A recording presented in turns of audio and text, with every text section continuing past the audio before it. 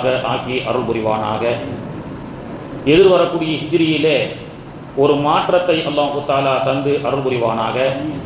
தற்போதுள்ள அரசியல் மாற்றம் ஏமாற்றத்தை போன்று இல்லாமல் இந்த ஹிஜ்ரியினுடைய சிறப்பான வருகையும் ஹாஜிகளுடைய வருகையை கொண்டு அல்லாஹு தஆலா அந்த மாற்றத்தை சிறப்பான மாற்றமாக அல்லாஹு தஆலா ஆக்கி அருள் புரிவானாக என்று அல்லாஹ்விடத்திலே துஆ செய்ய கடமைப்பட்டிருக்கின்றோம். ஹிஜ்ரியின் வருகையும் ஹாஜிகளின் வருகையும் அல்லாஹ்வுடைய தூதர் ரசூலுல்லாஹி ஸல்லல்லாஹு அலைஹி வஸல்லம் அவர்கள் சொன்னார்கள், இதா லகீத்துல் ஹாஜி, ஹாஜிகள் தன்னுடைய ஹஜ்ஜாஜிகள் தன்னுடைய கடமையை நிறைவேற்றிவிட்டு ஊருக்கு திரும்பினால் நீங்கள் அவர்களை சென்று சந்தியுங்கள், முசாபா செய்யுங்கள், சலாம் சொல்லுங்கள் என்று அல்லாஹ்வுடைய தூதர் அவர்கள் சொன்னார்கள். இதா லகீத்துல் ஹாஜி ஃபசல்லிம் அலைஹி, ஹஜ்ஜாஜிகள் ஹஜ்ஜை கடமையை நிறைவேற்றிவிட்டு இறை இல்லமான காபாவிலிருந்து விடைபெற்றுவிட்டு வந்த அந்த ஹஜ்ஜாஜிகள் இறை விருந்தாளிகளான வஃப்துல்லாக்களை நீங்கள் ஊரிற்கு அவர்கள் திரும்பியவுடன் நீங்கள் அவர்களை சென்று சலாம் சொல்லுங்கள்.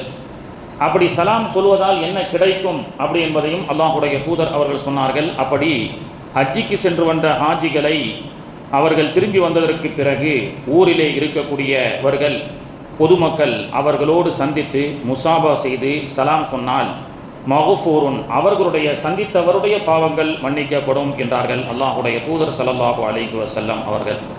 இந்த சிறப்பு கபுல அன் யதுகுல பைத்தன், ஹாஜிகள் அவர்களுடைய இல்லங்களுக்கு திரும்புவதற்கு முன்பு அப்படி என்று அல்லாஹ்வுடைய தூதர் அவர்கள் சொன்னார்கள். பொதுவாக ஹஜ்ஜாஜிகள் இறை இல்லமான காபாவிலே இறை கடமையான ஹஜ்ஜை நிறைவேற்றியவர்களாக, அன்று பிறந்த பாலகர்களாக, எல்லா பாவங்களும் மன்னிக்கப்பட்டவர்களாக ஊருக்கு அவர்கள் திரும்புகின்றார்கள். அப்படி ஊருக்கு திரும்பிய அந்த பாவம் அற்ற குழந்தைகளை போன்று இருக்கக்கூடிய அந்த ஹஜ்ஜாஜிகளை நாம் சென்று சந்திப்பதன் மூலமாக அல்லாஹு தஆலா நம்முடைய பாவத்தை மன்னிக்கின்றான் என்றார்கள் அல்லாஹ்வுடைய தூதர் ஸல்லல்லாஹு அலைஹி வஸல்லம் அவர்கள். பொதுவாக பாவங்கள் மன்னிக்கப்படுவதிலே அவர்களுடைய பாவங்களும் மன்னிக்கப்பட்டிருக்கிறது, நம்முடைய பாவங்களும் மன்னிக்கப்படுகிறது. என்றாலும் ஹாஜிகளுடைய பாவங்கள் மன்னிக்கப்பட்டதற்கு அல்லாஹ்வுடைய தூதர் அவர்கள் சொல்வார்கள், ரஜஅ கயௌமி வலததுஹு உம்முஹு, ஹாஜிகளுடைய பாவங்களுடைய மன்னிப்பு என்பது அவர்கள் தாயினுடைய வயிற்றிலிருந்து பிறக்கக்கூடிய குழந்தையை போன்று எல்லா பாவங்களும் மன்னிக்கப்பட்டவர்களாக, எவ்வாறு குழந்தை பாவம் அறியாத குழந்தையாக இருக்கின்றதோ அதே போன்று ஹஜ்ஜிக்கு சென்று வரக்கூடிய ஹாஜிகள் வலததுகு உம்முஹு, தாயினுடைய வயிற்றில் பிறந்த அன்று பிறந்த குழந்தைகளாக எல்லா பாவங்கள் அற்றவர்களாக ஹாஜிகள் மன்னிக்கப்படுகிறார்கள் என்று அல்லாஹ்வுடைய தூதர் அவர்கள் இந்த உதாரணத்தை கொண்டு ஹஜ்ஜாஜிகளுடைய பாவ மன்னிப்புக்கு உதாரணமாக சொல்லி காட்டுகின்றார்கள். பொதுவாக நம்முடைய பாவங்களும் மன்னிக்கப்படுகிறது. ஹாஜிகளை சென்று சந்திப்பதின் காரணமாக அந்த ஹாஜிகளுடைய பரக்கத்தை கொண்டு சந்திக்கக்கூடிய யார் ஹாஜிகளை சந்திக்கின்றார்களோ ஊரு திரும்பியதற்கு பிறகு அவர்களுடைய பாவங்களும் மன்னிக்கப்படுகிறது. பொதுவாக இந்த பாவ மன்னிப்பினுடைய விஷயத்தில் ஹாஜிகளுக்கும் சராசரியாக இருக்கக்கூடிய மக்களுக்கும் உண்டான வித்தியாசம் என்ன அப்படின்னு சொன்னால், ஹாஜிகளுடைய பாவ மன்னிப்பு என்பது இறைவனுடைய அருளை அதிகமாக பெற்றது. நம்மளுடைய பாவ மன்னிப்பு என்பது ஹாஜிகளுக்கும் நமக்கும் சற்று ஒரு வித்தியாசம் உண்டு. அரஃபா மைதானத்திலே அரஃபா பெருவழியிலே அல்லாஹ்வுடைய தூதர் ஸல்லல்லாஹு அலைஹி வஸல்லம் அவர்கள் அந்த லட்சக்கணக்கான சஹாபாக்கள் குழுமி இருந்த அந்த ஹஜ்ஜிலே அரஃபாவிலே சஜிதாவிலே அல்லாஹ்வுடைய தூதர் ரசூலுல்லாஹி ஸல்லல்லாஹு அலைஹி வஸல்லம் அவர்கள் துஆ செய்தார்கள், இறைவா, ஹஜ்ஜிக்காக வரக்கூடிய ஹாஜிகள் இந்த அரஃபா தினத்தில் கூடக்கூடிய இந்த சிறப்பான இடத்திலே எல்லா நபிமார்களும் வந்து சிறப்பித்த இந்த சிறப்பான இடத்திலே ஹாஜிகள் அரஃபாவிலிருந்து ஹஜ்ஜை முடித்து செல்லும் பொழுது அவர்களுடைய எல்லா பாவத்தையும் மன்னிப்பாயாக அப்படின்னு அல்லாஹ்வுடைய தூதர் அவர்கள் அரஃபாவிலே சஜிதாவிலே துஆ செய்தார்கள். உடனே அல்லாஹு தஆலா சொன்னான், யா ரசூலல்லாஹ், அல்லாஹ்வுடைய தூதர் அவர்களே, எனக்கும் அடியார்களுக்கும் உண்டான பாவம் என்று இருக்கக்கூடிய எல்லா பாவத்தையும் நான் மன்னிச்சிடுறேன், அந்த விஷயத்தில் எனக்கு எந்த ஆட்சேபனையும் இல்லை. என்றாலும் வந்திருக்கக்கூடிய ஹாஜிகள் யாருக்காவது தீங்கி இழைத்திருந்தால், யாருக்காவது அநியாயம் செய்திருந்தால், தீங்கி இழைக்கப்பட்டவர்கள் அநியாயம் செய்யப்பட்டவர்கள் மன்னிக்காதவரை நான் மன்னிக்க முடியாதல்லவா? இதுதானே பாவ மன்னிப்பினுடைய ஒரு முறை. எனவே என் சார்ந்த எல்லா பாவத்தையும் ஹாஜிகளுடைய எல்லா பாவத்தையும் மன்னிச்சிடுறேன். அவங்க துலாம விட்டுட்டாங்களா அல்லது தவறான காரியத்தில் ஈடுபட்டு விட்டார்களா எல்லாத்தையும் மன்னிச்சிடுறேன். ஆனால் ஹாஜிகள் வேறு யாருக்காவது அநீதி இழைத்திருந்தால், அவர்கள் அநீதி மற்றவர்கள் மன்னிக்காதவரை என்னால் மன்னிக்க முடியாது, எனவே அந்த பாவங்களை என்னால் மன்னிக்க முடியாது என்று அல்லாஹு தாலா அல்லாஹுடைய தூதரிடத்திலே சொன்னபோது அல்லாஹுடைய தூதர் அவர்கள் மீண்டும் யா அல்லாஹ், இந்த அரஃபா வெளியிலே ஹஜ்ஜிக்காக கூடியிருக்கின்ற இந்த ஹாஜிகள் கியாமத் நாள் வரை யாரெல்லாம் ஹஜ்ஜிக்காக வருகின்றார்களோ அவர்களுடைய அந்த பாவம், அநீதி இழைக்கப்பட்டவர்களுடைய பாவத்தையும் கூட அவர்கள் அறியாமல் மற்றவர்களுக்கு செய்த அந்த துரோகங்களை கூட மன்னித்து விடு அப்படி என்று அல்லாஹ்விடத்திலே துஆ செய்தார்கள் அரஃபாவிலே. அதற்கு அல்லாஹ்விடத்திலிருந்து அரஃபா பிறை 9 அன்று வரை அல்லாஹ்விடத்திலிருந்து பதில் வரவில்லை. முஸ்தலிஃபாவிற்கு அல்லாஹ்வுடைய தூதர் ரசூலுல்லாஹி ஸல்லல்லாஹு அலைஹி வஸல்லம் அவர்கள் வந்ததற்கு பிறகுதான் அல்லாஹு தஆலா ஹாஜிகளுடைய எண் சார்ந்த பாவங்களும் அவர்கள் பிறருக்கு இழைக்கப்பட்ட சின்ன சின்ன பிழைகளையும் எல்லா பிழைகளையும் மன்னித்து விடுகின்றேன் என்று அல்லாஹு தஆலா சொன்னான். அப்போது நம்முடைய பாவங்கள் மன்னிக்கக்கூடிய அளவுகோல் என்ன? நாம் அல்லாஹ்வுக்காக செய்த பாவத்தை மட்டும் அல்லாஹ் மன்னிப்பான். நாம் பிறருக்கு செய்யப்பட்ட அநீதிகளை அல்லாஹ், அநீதி இழைக்கப்பட்டவர்கள் மன்னிக்காதவரை அல்லாஹ் மன்னிப்பதில்லை. ஆனால் ஹாஜிகளுடைய விஷயத்தில் அல்லாஹு தஆலா சொன்னான், என் சார்ந்த பாவங்களே மன்னித்து விடுகின்றேன். ஹாஜிகள் பிறருக்கு அநீதி இழைக்கப்பட்டு அவர்கள் மன்னிக்காமல் போனாலும் நான் மன்னித்து விடுகின்றேன் என்று அல்லாஹு தஆலா ஹாஜிகளுடைய எல்லா பாவங்களையும் மன்னிக்கின்ற காரணத்தினால்தான் ஹாஜிகளுடைய பாவ மன்னிப்பு விஷயத்தில் அல்லாஹுடைய தூதர் ஸல்லல்லாஹு அலைஹி வஸல்லம் அவர்கள் அன்று பிறந்த பாலகர்களாக எல்லா பாவங்களும் மன்னிக்கப்பட்டவர்களாக இருக்கின்றார்கள். நம்முடைய பாவத்தையும் அல்லாஹ் மன்னிப்பான், ஆனால் நாம் அன்று பிறந்த பாலகர்களாக ஆக முடியாது. காரணம், நாம் பிறருக்கு செய்யப்பட்ட அநீதி இழைக்கப்பட்டவர்கள், அவர்கள் மன்னிக்காதவரை அப்படின்னு சொல்லி. இப்போது இந்த விஷயத்தில் இது என்னங்க, அநீதி இழைக்கப்பட்டவர்கள் மன்னிக்காத வரைக்கும் அல்லாஹ் மன்னிக்காமல் இருக்கிறது தானே, அதுதானே முறை. ஆனால் அநீதி இழைக்கப்பட்டவர்களையும் மன்னிக்கக்கூடிய அளவுக்கு அல்லாஹ் மன்னிக்கிறான்னா, அப்போ அநீதி இழைக்கப்பட்டவர்களுக்கு உண்டான நியாயம் என்ன அப்படி என்பதெல்லாம் நமக்கு தெரியும். அநீதி இழைக்கப்பட்டவர்களுக்கு அல்லாஹு தஆலா அவரை அல்லாஹ் மன்னித்த காரணத்தினால் அவருக்கும் அல்லாஹ் பாவத்தை மன்னித்து அவருக்கு உண்டான நன்மையை தருவான் என்பதில் எந்த விஷயம் இல்லை. என்றாலும் இந்த இடத்துல ஹாஜிகள் அநீதி இழைத்திருந்தாலும் சரி, அவர்கள் மன்னிக்காத, அநீதி இழைக்கப்பட்டவர்கள் மன்னிக்காதவரை அல்லாஹ் மன்னிக்கின்றான் என்று சொல்லக்கூடிய காரணம் என்ன?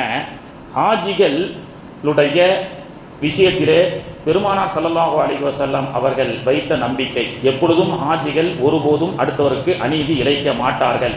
எனவே தான் ஹஜ்ஜிக்கு செல்வதற்கு முன்பே தன்னால் மனம் வருத்தப்படக்கூடிய இருக்கக்கூடிய சொந்த பந்தத்தை எல்லாம் சந்தித்து அல்லாஹ் ரசூலுக்காக மன்னித்து விடுங்கள் என்றுதான் ஹாஜிகள் எல்லோரும் செல்கிறார்கள். அதையும் தாண்டி சிலர்கள் வரட்டு கௌரவத்தால் மன்னிக்காமல் இருந்தாலும் அல்லாஹ் மன்னிப்பான் என்பதையும் தாண்டி அல்லாஹ்வுடைய தூதர் ஸல்லல்லாஹு அலைஹி வஸல்லம் அவர்கள் ஹாஜிகளுக்குண்டான ஒரு நம்பிக்கையை இந்த இடத்திலே அல்லாஹ்விடத்திலும் இந்த சமூகத்திலும் அல்லாஹ்விடத்தில் முறையிட்டார்கள், ஹாஜிகள் மீது இருக்கக்கூடிய நம்பிக்கையின் அடிப்படையில். அது மட்டுமல்லாமல் இந்த உம்மத்திற்கு ஹாஜிகளுடைய சிறப்பு என்றால் என்ன என்பதை அல்லாஹ்வுடைய தூதர் அவர்கள் இந்த உம்மத்திற்கு சொல்லி காட்டுவதற்காகவே இந்த செய்தியை சொன்னார்கள். பொதுவாக ஒரு நபித்தோழர் அல்லாஹ்வுடைய தூதர் ஸல்லல்லாஹு அலைஹி வஸல்லமுடைய தர்பாரிலே வந்து, யா ரசூலல்லாஹ், என்னால் ஃபஜர் தொழுவ முடியவில்லை, ரொம்ப கஷ்டமாக இருக்கே, நான் கடினமான வேலையில் ஈடுபடுகின்றேன், அந்த கடினமான வேலையில் ஈடுபட்ட காரணத்தினால் நான் அசந்து தூங்கி விடுகின்றேன், எனவே ஃபஜர் தொழுகைக்கு மட்டும் எனக்கு கலாவாக தொழுவதற்கு அனுமதி தாருங்கள் அப்படின்னு சொல்லி ஒருத்தர் வந்து கேட்குறார். அல்லாஹ்வுடைய தூதர் ஸல்லல்லாஹு அலைஹி வஸல்லம் அவர்கள், அப்படியா, உனக்கு ஃபஜருடைய தொழுகை ஜமாத்தோடு தொழுவதற்கு, அதாவோடு தொழுவதற்கு உனக்கு முடியவில்லையா? சரி, நீ கலாவா தொழுதுகோ, உனக்கு அனுமதி தரேன்னு ரசூல் ஸல்லல்லாஹு அலைஹி வஸல்லம் அவர்கள் சொன்னார்கள். இப்போது அல்லாஹ்வுடைய தூதர் அவர்கள் ஃபஜர் தொழுகை ஜமாத்தா என்னால் தொழ முடியல, நான் கலாவா தொழுதுகிறேன்னு அல்லாஹ்வுடைய தூதர் அனுமதி கொடுத்துட்டாங்கன்னு சொல்லி வேண்டுமுன்னே அவர் படுத்து தூங்கினாரான்னு சொன்னால் கிடையாது. அந்த சஹாபி சொல்கிறாங்க, என்னுடைய உடல் அசௌகரியத்தின் காரணமாக, உடல் உழைப்பின் காரணமாக ஃபஜருடைய தொழுகைக்கு என்னால் எந்திக்க முடியவில்லை, எனவே அல்லாஹ்வுடைய தூதரோடுக்கு தர்பாருக்கு சென்று நான் ஃபஜர் தொழுகையை என்னால் ஜமாத்தோடு தொழ முடியவில்லை என்று சொல்லும் பொழுது, அப்படி என்றால் நீ எப்பொழுது தூங்கி எந்திக்கிறியோ அப்போ தொழுதுகோன்னு அல்லாஹ்வுடைய தூதர் அவர்கள் சொல்லிட்டாங்க அப்படின்னு அந்த சஹாபி சொல்கிறாங்க. அல்லாஹ்வுடைய தூதர் அவர்கள் எப்பொழுது எனக்கு இந்த அனுமதியை கொடுத்தாங்களோ அப்பொழுதே எனக்கு மனசுக்குள்ள ஒரு வருத்தம், அல்லாஹ்வுக்காக அதிகாலையில் எழுந்திருச்சு இறை கடமையான ஒரு ஃபஜருடைய தொழுகையை கூட என்னால் தொழ முடியவில்லை என்றால் நான் என்ன ஒரு ஈமான்தாரி என்று அவருக்கு அவரே ரோஷப்பட்டு, அந்த சம்பவத்திற்கு பிறகு அல்லாஹ்வுடைய தூதர் அவர்கள் நீங்கள் எப்போ தூங்கி எந்திரிக்கிறீங்களோ அப்போ ஃபஜர் தொழுது கொள்ளுங்கள் அப்படின்னு அந்த சொன்னதற்கு பிறகு அந்த சஹாபி சொல்கிறாங்க, நான் மௌத்தாகிற வரைக்கும் என்னுடைய ஃபஜர் தொழுகை கலா ஆனதே இல்லை அப்படின்னு சொன்னாங்க. இப்போது இந்த இடத்துல ஹாஜிகள் அநீதி அடுத்தவர்களுக்கு இழைத்திருந்தாலும் அல்லாஹ் அதையும் மன்னிப்பான் அப்படின்னு சொன்னால், இந்த இடத்துல ஹாஜிகளுக்கு அல்லாஹ்வுடைய தூதர் அவர்கள் எப்போ ஹஜ்ஜி செஞ்சு தன்னுடைய வாழ்நாளிலே ஈமானுடைய மாற்றத்தை அவர்கள் ஏற்படுத்தி கொண்டார்களோ இதற்கு பிறகு யாருக்கும் அநீதி செய்ய மாட்டார்கள். அவர்கள் ஹஜ்ஜிக்காக வந்தாலும் அவர்கள் தன்னை சுற்றியுள்ளவர்களுக்காக ஏதேனும் பிழை செய்திருந்தாலும் மனம் வருத்துப்படி சில செய்திகளை செய்திருந்தாலும் அவர்களிடத்தில் மன்னிப்பு கேட்டுத்தான் வருவார்கள் என்ற செய்தியை ஹஜ்ஜாஜிகளுக்கு அல்லாஹ்வுடைய தூதர் அவர்கள் சொல்லி காட்டுகின்றார்கள்.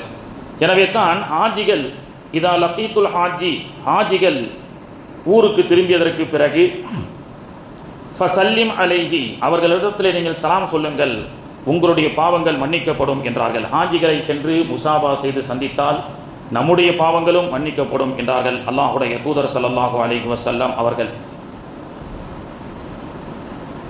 ஹாஜிகள் நபிமார்கள் சிரம் பணிந்த இடத்திலே சஜிதா செய்துவிட்டு அவர்களும் சிரம் பணிந்துவிட்டு வந்த பரக்கத்தை கொண்டு நபிமார்கள் நடமாடிய புனிதமான அந்த மக்காவை சுற்றி அவர்கள் நடமாடிய பரக்கத்தை கொண்டு அல்லாஹு தஆலா அவர்கள் சந்திப்பதை கொண்டு அல்லாஹ் நம்முடைய பாவத்தை மன்னிக்கின்றான்.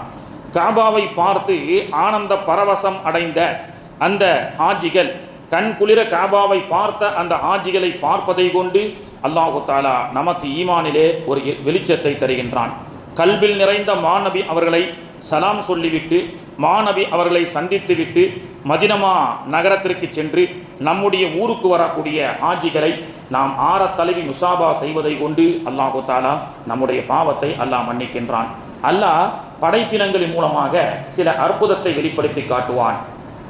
தொடுதல், முட்டையை கோழி அடை காக்கிறது. தொடுதலின் மூலமாக அந்த முட்டையின் மீது அந்த கோழி சில தினங்கள் அடை காப்பதின் மூலமாக அல்லாஹு தஆலா அந்த முட்டையிலிருந்து அந்த கோழியை ஜனிக்க செய்கின்றான். தொடுவதின் மூலமாக அல்லாஹ் உயிர் ஜனிக்க செய்கின்றான்.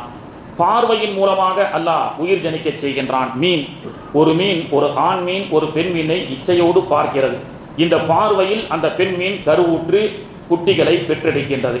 பார்வையின் மூலமாக அல்லாஹு தஆலா இந்த உயிரை ஜனிக்க செய்கின்றான். பார்வைக்கு இருக்கக்கூடிய சக்தியினுடைய ஆற்றலை அல்லாஹ் வெளிப்படுத்தி காட்டுகின்றான். தொடுதல், டச்சிங்கின் மூலமாக தொடுவதின் மூலமாக அல்லாஹ் உயிரை ஜனிக்க செய்கின்றான். பார்வையின் மூலமாக அல்லாஹ் உயிரை ஜனிக்க செய்கின்றான். ஆமை என்ற ஒரு படைப்பு உண்டு. அந்த ஆமை பள்ளத்தை தோண்டி முட்டையிட்டு அந்த பள்ளத்தை மூடிவிட்டு ஆமை தன்னுடைய வேலையை பார்க்க சென்றுவிடும். அந்த ஆமை சென்று சில தினங்களுக்கு பிறகு கல்பால் நினைக்குமாம், இந்த நாம் விட்ட அந்த முட்டைகள் எல்லாம் அது உடைந்து அதிலிருந்து குட்டிகள் வெளியாகட்டும் என்று கல்பால் நினைக்குமாம். எங்கோ புதைத்து வைக்கப்பட்ட அந்த முட்டையிலிருந்து இந்த கல்வில் உதிக்க செய்ததின் காரணமாக அல்லாஹ் அந்த முட்டையை உடைத்து அதிலிருந்து உயிரை ஜனிக்க செய்கின்றான். நினைவால் சில உயிர்களை அல்லாஹ் ஜனிக்க செய்கின்றான். பார்வையால் சில உயிரினங்களுக்கு அல்லாஹ் உயிரை ஜனிக்க செய்கின்றான். தொடுவதின் மூலமாக சில உயிரினங்களுக்கு அல்லாஹ் உயிரை ஜனிக்க செய்வதை போன்று காபத்துல்லாவை பார்த்து அதன் மூலமாக ஈமானுடைய ஆனந்த பரவசம் அடைந்த அந்த ஹாஜிகளை காபா நிறைந்த அந்த கண்களை கொண்டு நாம் பார்ப்பதின் மூலமாக நம்முடைய பாவத்தை அல்லாஹ் மன்னிக்கின்றான். எனவே தான் அல்லாஹ்வுடைய தூதர் அவர்கள் ஹாஜிகள் ஊருக்கு வந்தால் அவர்களை சென்று நீங்கள் சந்தியுங்கள் என்று சொல்லப்பட்டது. ஹாஜிகளை பார்ப்பதின் மூலமாக அவர்களுடைய ஈமான் புதுப்பித்ததை போன்று அல்லாஹ் உங்களுடைய ஈமானையும் அல்லாஹ் புதுப்பிப்பான். ஹாஜிகளை நீங்கள் முசாபா செய்யுங்கள், அவருடைய கல்பில் இடம்பெறுங்கள். அல்லாஹு தஆலா அதன் மூலமாக உங்களுடைய ஈமானை அல்லாஹ் புதுப்பிப்பான். எந்த ஹாஜிகள் நபிமார்களுடைய நடமாடிய நபிமார்கள் சிரம்பணிந்த அந்த இடத்திலெல்லாம் சிரம்பணிந்து விட்டு வந்தார்களோ அந்த ஹாஜிகளை தொடுவதின் மூலமாக பார்ப்பதின் மூலமாக முசாபா செய்வதன் மூலமாக அல்லாஹு தஆலா நம்முடைய பாவத்தை மன்னிப்பான் என்று அல்லாஹ்வுடைய தூதர் ஸல்லல்லாஹு அலைஹி வஸல்லம் அவர்கள் சொன்னார்கள். ஹாஜிகளை பார்த்து பரவசம் அடைவது. மூசா அலைஹிஸ்ஸலாம் அல்லாஹ்வுடைய தூதர் ஸல்லல்லாஹு அலைஹி வஸல்லம் அவர்கள் மிஅராஜுக்கு போயிட்டு வரும் பொழுது எல்லா நபிமார்களும் விடை பெற்ற போது மூசா அலைஹிஸ்ஸலாம் அல்லாஹ்வுடைய தூதர் அவர்களை நீங்கள் 50 வக்து தொழுகையெல்லாம் உங்களுடைய உம்மத்துகள் தொழமாட்டார்கள் என்று சொல்லி 5 5 குறைத்ததாக 10 10 குறைத்ததாக மீண்டும் அல்லாஹ்வை அல்லாஹ்வுடைய தூதர் அவர்கள் சந்தித்தார்கள், மீண்டும் மூசாவை சந்தித்தார்கள், மீண்டும் அல்லாஹ்வை சந்தித்தார்கள், மீண்டும் மூசா அலைஹிஸ்ஸலாம் அவர்களை சந்தித்தார்கள். 5 குறைத்திருந்தால் 9 முறை மூசா அலைஹிஸ்ஸலாம் அல்லாஹ்வுடைய தூதர் அவர்களை அல்லாஹ்வை பார்க்க செய்து வந்து பெருமானார் அவர்களை பார்த்தார்கள். 10 குறைக்கப்பட்டிருந்தால் கிட்டத்தட்ட 4-5 முறை மூசா அலைஹிஸ்ஸலாம் அல்லாஹ்வுடைய தூதர் அவர்களை மீண்டும் அல்லாஹ்வை பார்த்து வரச் செய்தார்கள். இந்த தஃப்சீரில் எழுதக்கூடிய உலமாக்கள் சொல்லுவார்கள், மூசா அலைஹிஸ்ஸலாம் 50 வக்திலிருந்து ஒரே நேரத்தில் அல்லாஹ்வுடைய தூதரிடத்திலே சென்று 45 குறைத்து வந்திருக்கலாம்.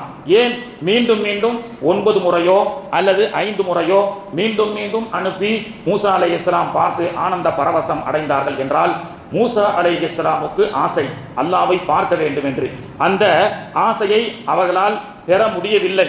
அல்லாஹ்வை பார்க்க சென்று அல்லாஹ்வுடைய தஜல்லுடைய நூரை பார்த்து அவர்கள் மயங்கி விழுந்தார்கள் என்று அருள்மறை சொல்லி காட்டுகின்றது.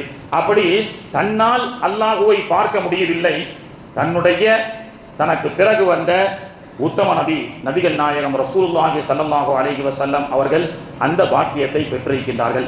அந்த பாக்கியமுள்ள நபி அல்லாஹுவை பார்த்து வந்த அந்த கண்களை மீண்டும் மீண்டும் பார்க்க வேண்டும் என்று ஆசைப்பட்ட மூசா அலைஹிஸ்ஸலாம் அவர்களை போன்றுதான் நம்மிலே காபத்துல்லாவை பார்க்காதவர்கள் எத்தனையோ பேர். அப்படி ஹஜ்ஜிக்காக உம்ராவுக்காக காபத்துல்லாவிற்கு சென்று கண் குளிர அந்த காபாவை பார்த்து வந்த ஆஜிகளை நீங்கள் ஊருக்கு திரும்பியதற்கு பிறகு அந்த ஆஜிகளை சென்று சந்தித்து அவர்கள் பெற்ற அந்த ஆனந்த பரவசத்தினுடைய ஈமானுடைய சுவையை நீங்களும் பெற்றுக்கொள்ளுங்கள் என்ற அடிப்படையில் தான் ஆஜிகள் எங்கெல்லாம் ஊருக்கு திரும்புகின்றார்களோ, இறையில்லமான காபாவை பார்த்தவர்களாக, பெருமானார் அவர்களை சந்தித்தவர்களாக, நபிமார்கள் நடமாடிய அந்த பூமியில் நடமாடியவர்களாக, நபிமார்கள் சிரம் பணிந்த அந்த சிறப்பான இடத்தில் சிரம் பணிந்து வந்த அந்த சிறப்புமிக்க ஆஜிகள் எங்கெல்லாம் ஊர் திரும்புகின்றார்களோ அந்த ஆஜிகளை சென்று இதா லகீத்துல் ஆஜி, அந்த ஆஜிகளை எல்லாம் நீங்கள் சந்தித்து அவர்களை முசாபா செய்யுங்கள். அவர்கள் முசாபா செய்வதை கொண்டு, அவர்களை பார்ப்பதை கொண்டு, அவர்களை மோனாக்கா செய்வதை கொண்டு, அவர்களை தொடுவதை கொண்டு உங்களுடைய ஈமான் பரவசம் அடையும் என்று அல்லாஹ்வுடைய தூதர் ஸல்லல்லாஹு அலைஹி வஸல்லம் அவர்கள் சொல்லிக் கொடுப்பதுதான் இதா லகீத்துல் ஹாஜி ஃபஸல்லிம் அலைஹி மக்ஃபூருன் கபுல அன் யதுகுல பைத்தன். ஹாஜிகள் ஊர் திரும்பிவிட்டால் அந்த ஹாஜிகளை நீங்கள் சென்று சந்தியுங்கள், சலாம் சொல்லுங்கள். அதனுடைய பரக்கத்தை கொண்டு அல்லாஹ் உங்களுடைய பாவத்தை மன்னிப்பான் என்று சொன்னார்கள் அல்லாஹ்வுடைய தூதர் அவர்கள். பொதுவாக ஹிஜ்ரியையும் நாம் வரவேற்க தயாராக இருக்கின்றோம். 1448 ஹிஜ்ரியை நாம் இன்னும் 5 தினங்களிலே எதிர்கொள்ள இருக்கின்றோம்.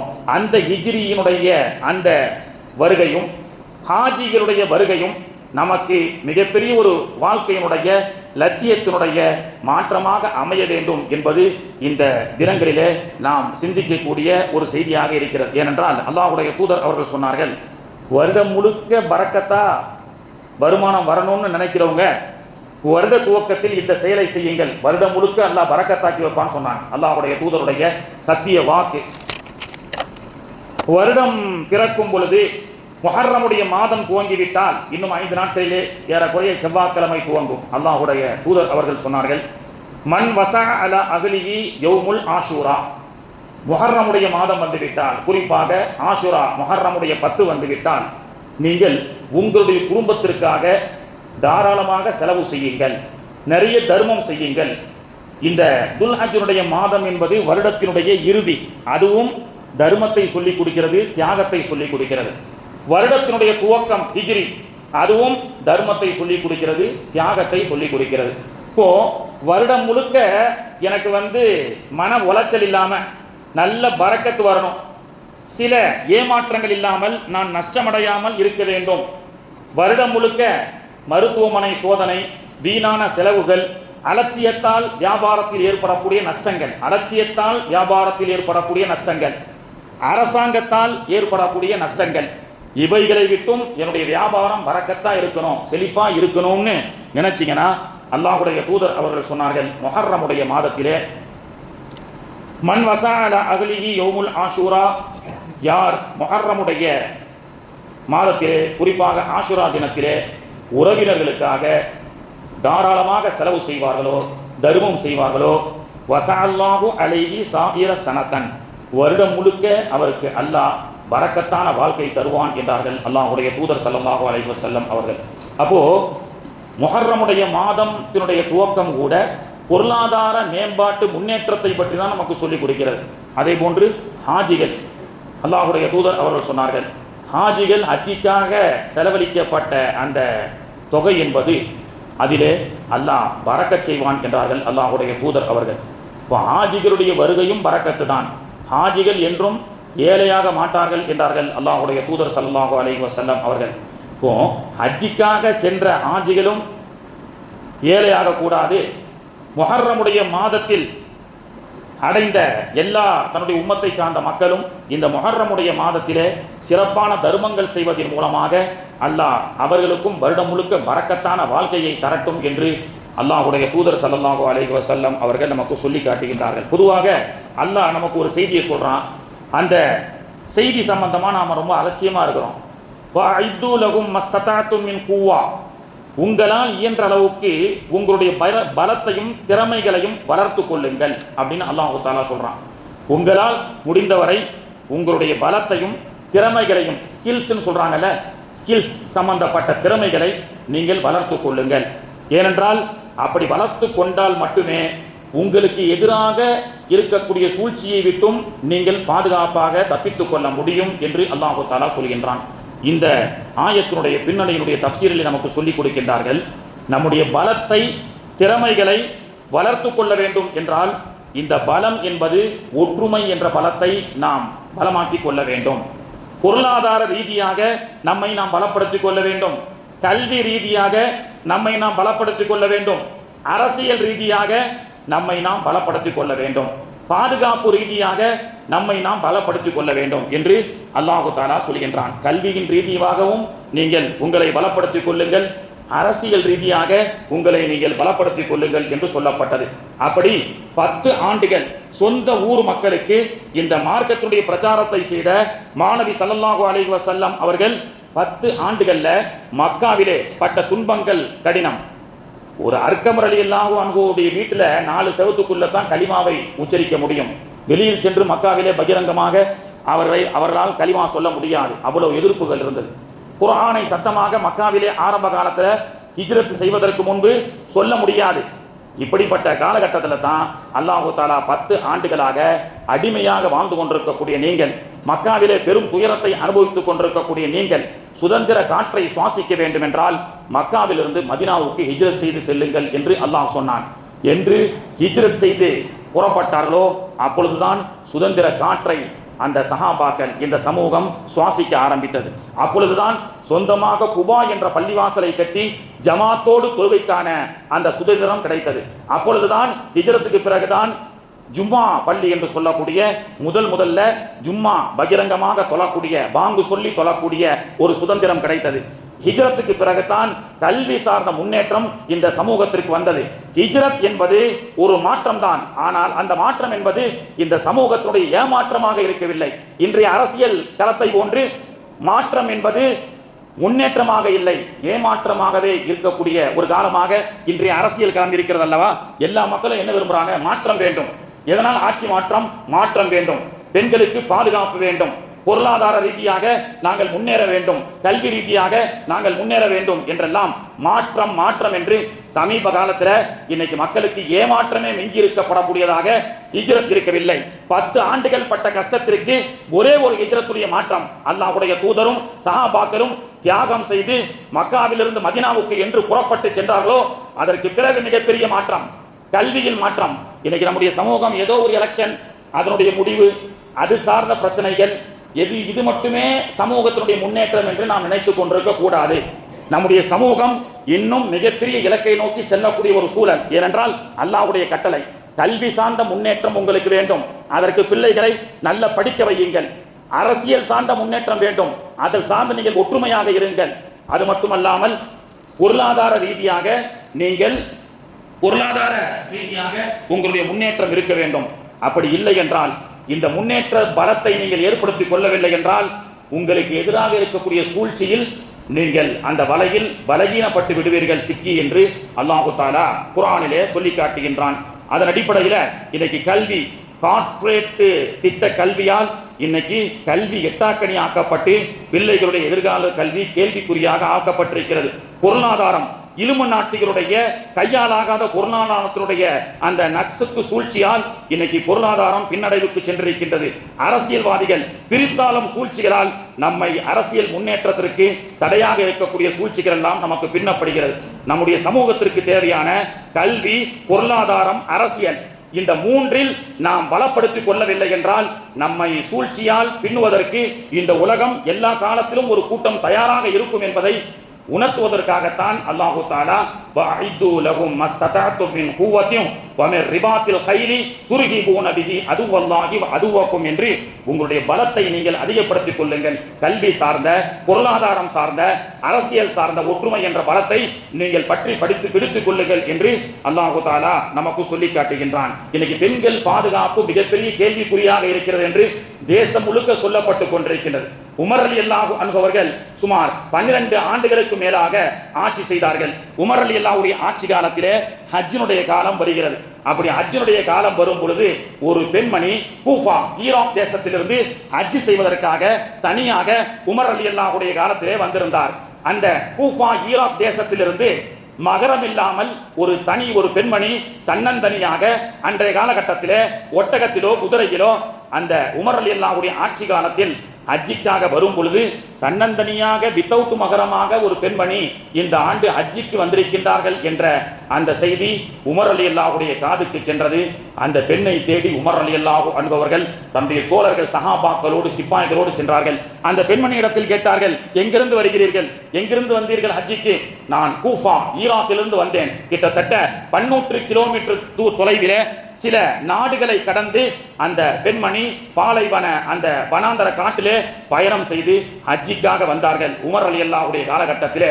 அப்பொழுது உமர் ரலியல்லாஹு அன்ஹு அவர்கள் அந்த பெண்மணியிடத்தில் கேட்டார்கள், நீங்கள் இவ்வளவு தொலைவு பயணம், சில நாடுகளை கடந்து, பல பாலைவனங்களை கடந்து, பல காடுகளை கடந்து நீங்கள் வந்திருக்கின்றீர்கள். வரும் பொழுது உங்களுக்கு ஏதேனும் இடையூறாக, உங்கள் கற்புக்கு இடையூறாகவோ, உங்களுடைய பாதுகாப்பிற்கு கேள்விக்குறியாகவோ இருந்தது உண்டா என்று கேட்கும் பொழுது அந்த பெண்மணி சொன்னார்கள், இல்லை இல்லை, நான் வரும் வழியெல்லாம் எனக்கு மிகப்பெரிய பாதுகாப்பை நான் உணர்ந்தேன். அப்படி அந்நிய ஆண்கள் எதிரிலே வந்தாலும் அவர்கள் தலையை கீழே குனிந்து கொண்டு செல்லக்கூடிய ஒழுக்கமான இளைஞர்களைத்தான், ஆண்களைத்தான் பார்த்தேன் என்று சொல்லும் பொழுது உமர் ரலியல்லாஹு அன்ஹு அவர்கள் சொன்னார்கள், மாநபி ஸல்லல்லாஹு அலைஹி வஸல்லம் அவர்கள் தன்னுடைய ஹயாத்தான காலகட்டத்திலே சொன்ன சத்திய வாக்கு இன்று உமர் ரலியல்லாஹுடைய ஆட்சி காலத்தில் நிறைவேற்றப்பட்டிருக்கிறது. பார்த்தீர்களா?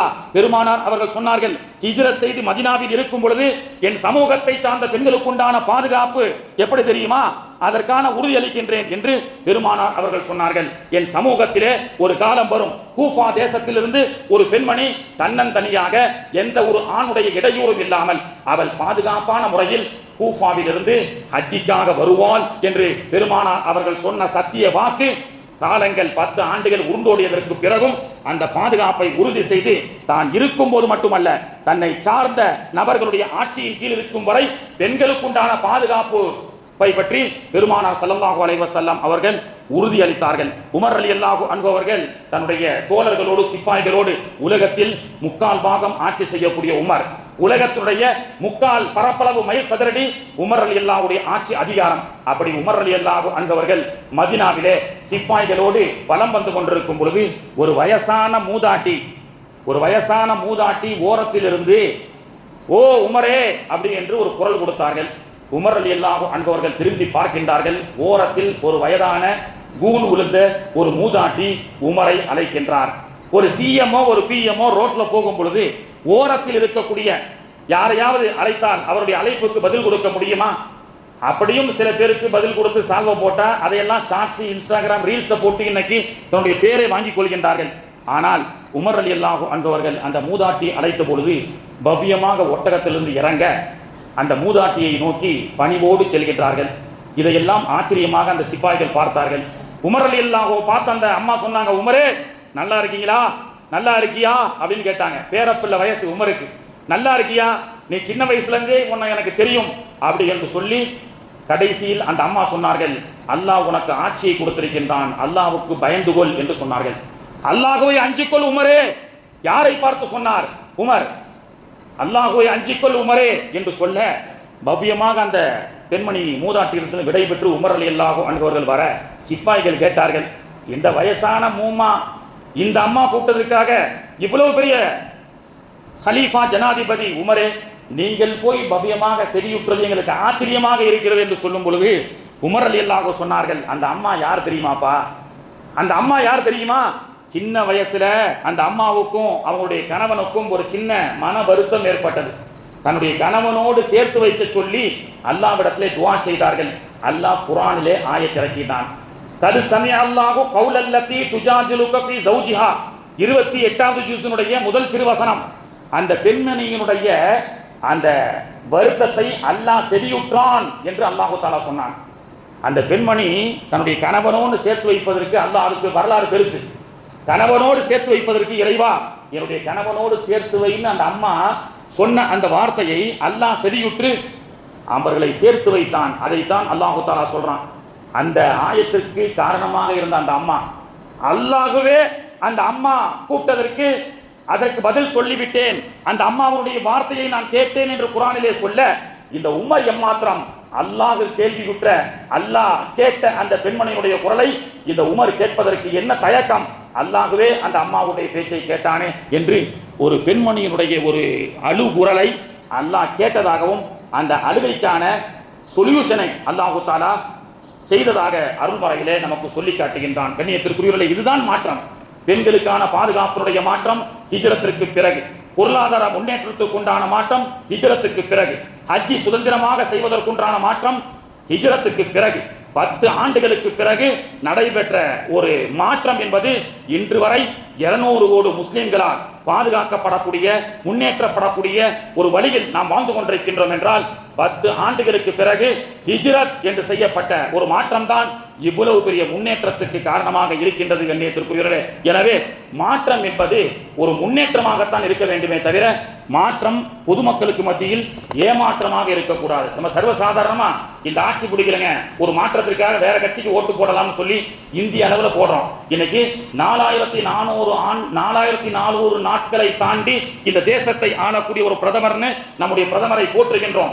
4400 நாட்களை தாண்டி ஒரு ஆட்சி பீடத்திலே அமர்ந்து ஆட்சி செய்வது அற்புதம் அல்ல. இந்த தேசத்தினுடைய பொருளாதாரம் எவ்வாறு முன்னேறி இருக்கிறது, இந்த தேசத்தினுடைய ஒற்றுமை எவ்வாறு பாதுகாக்கப்பட்டிருக்கிறது, இந்த தேசத்தினுடைய பெண்களுடைய பாதுகாப்பு எவ்வாறு பாதுகாக்கப்பட்டிருக்கிறது என்பதுதான் விஷயமே தவிர 4400 நாட்களை தாண்டி ஒரு ஆட்சியாளர் இந்திய தேசத்தில் ஆட்சி செய்கிறார் என்பது பெருமை அல்ல. 4400 நாட்கள் ஆட்சி செய்வதற்கு பொதுமக்கள் உங்களிடத்தில் மாற்றம் என்று உங்களுக்கு கொடுத்தார்களே, அந்த பொதுமக்களுக்கு ஏமாற்றம் அளிக்காமல் நல்ல முறையில் ஆட்சி செய்ய வேண்டும். அப்படி தகுதியற்றவர்களை நீங்கள் ஆட்சி கட்டில் அமர வச்சா மாற்றம் வரட்டுங்க, மாற்றம் வரட்டும், மாறும் அப்படின்னு சொல்லி இன்னைக்கு எல்லாருமே சொல்றோம்.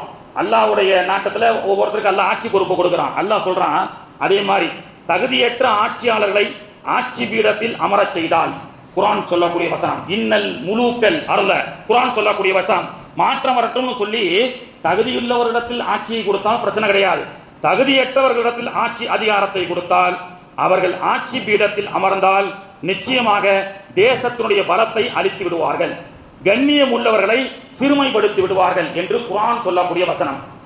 குர்ஆன் சொல்லக்கூடிய வசனம், தகுதியற்ற ஆட்சியாளர்களை ஆட்சி பீடத்தில் அமரச் செய்தால் நிச்சயமாக தேசத்துடைய வளங்களை அவர்கள் அளிப்பார்கள், கண்ணியத்திற்குரியவர்களை யாரெல்லாம் கண்ணியப்படுத்த வேணுமோ அவர்களை எல்லாம் சிறுமைப்படுத்தி விடுவார்கள் என்று குர்ஆன் நமக்கு எச்சரிக்கை செய்கின்றது.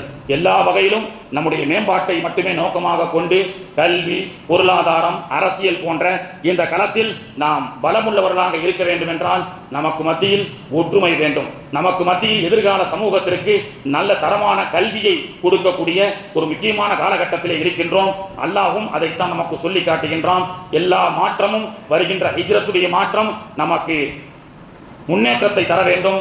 மாற்றம் ஏமாற்றத்தை தருவதை விட்டும் அல்லாஹு தஆலா நம்மையும் நம்முடைய சமூகத்தையும் இந்த தேசத்தையும் அல்லாஹு தஆலா பாதுகாத்து அருள் புரிவானாக. வாஹிரு தஅவானா அனில் ஹம்துலில்லாஹி ரப்பில் ஆலமீன். சுன்னத் தொழாதவங்க தொழுது கொள்ளுங்கள்.